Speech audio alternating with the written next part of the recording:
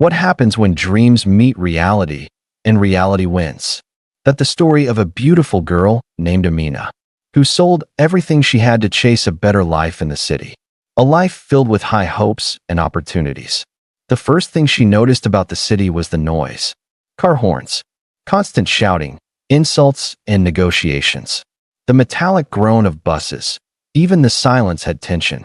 Not the kind that fades into the background, but the kind that presses into your skull like a constant reminder that life here doesn't wait for anyone. Always in a hurry. Amina stepped down from the crowded bus, her worn brown suitcase clutched tightly in her hand. Her slippers still dusty from the red earth of her village, a place where mornings smelled like rain and wood smoke and people called your name with warmth. She adjusted her scarf and looked up at the skyline.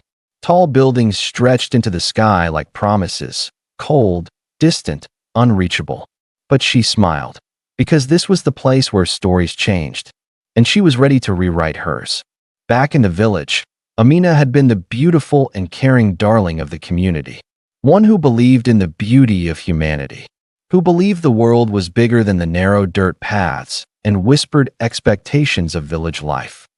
Her mother used to say, "The city eats people like you." But Amina would laugh. "I won't be eaten," she'd reply. "I'll feast." So she sold everything she had. Her small box of jewelry, her late father's radio, even the wrapper her mother gave her for her 18th birthday.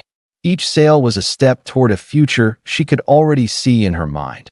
A new start, clean apartment, steady job, money sent home, respect, peace. She left with blessings, arrived with dreams. On arrival, she met a young man, tall, black, handsome, and smartly dressed in his late 20s, who greeted her at the park and introduced himself as Colonel. He had a soft voice and a confident smile that made you feel safe and reassured. He said he worked with a recruitment agency, helping young school leavers get jobs. "You're lucky," he said, smiling. "Not everyone gets this opportunity." Amina believed him. Why wouldn't she? He spoke and looked like someone who's made. While having snacks at a lovely cafeteria minutes away from park, Colonel showed her pictures of previous recruits, pictures of exam centers, and the application process of the agency. With this, her future is well defined. All she had to do was pay a small token, a processing fee. Every other thing will be handled by him. She hesitated, but only for a moment. Because dreams require risk, right? She handed over what was required, which was virtually all that she had left after paying for the night at a cheap motel within reach. Kunnel forwarded documents to her and promised to pick them up the very next day for processing and submission, but never did. Kunnel disappeared. The first night she slept on the street, she couldn't sleep. She sat on a broken bench, her suitcase under her legs, her arms wrapped around herself like she was trying to hold her body together. The city no longer looked like opportunity. It looked like teeth. Days blurred into each other.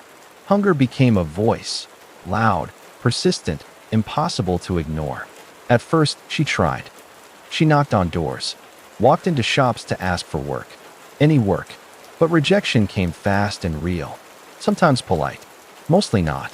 The first time someone offered her money, she almost slapped him. A middle-aged man dressed in well-designed native attire with broad shoulders leaning against a car, his eyes scanning her like she was a specimen. "How much?" he asked casually but confidently. Amina froze. "I'm not," she started.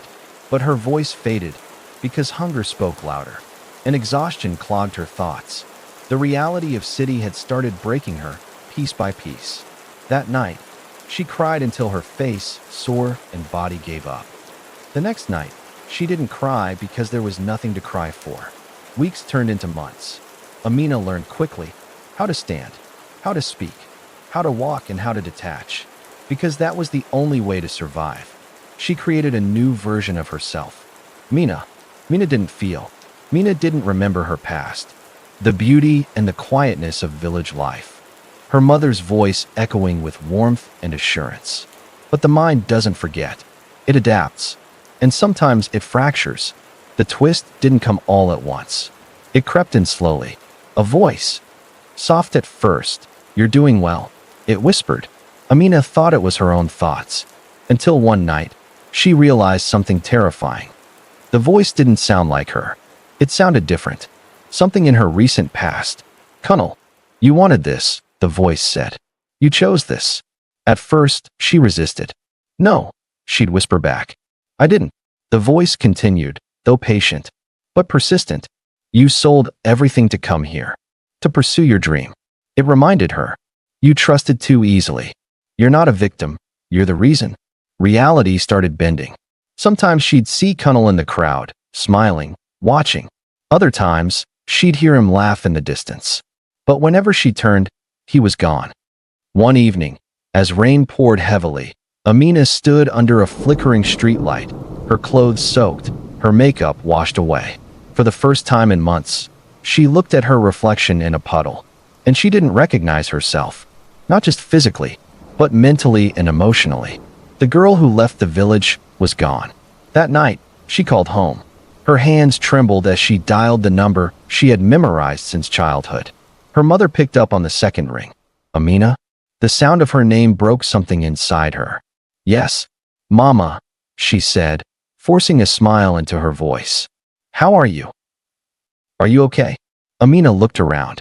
At the street, the strangers, the life she was living, her reality.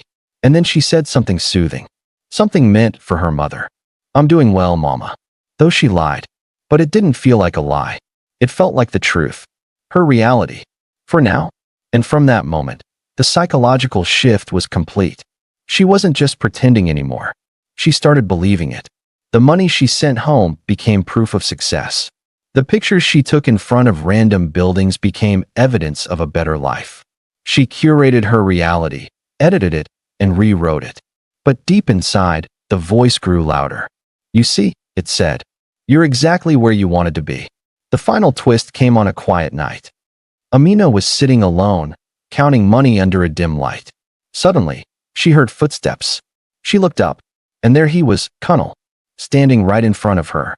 Same smile, same calm presence. Her heart raced. "You," she whispered in shock. "You ruined my life," she said, her voice shaking.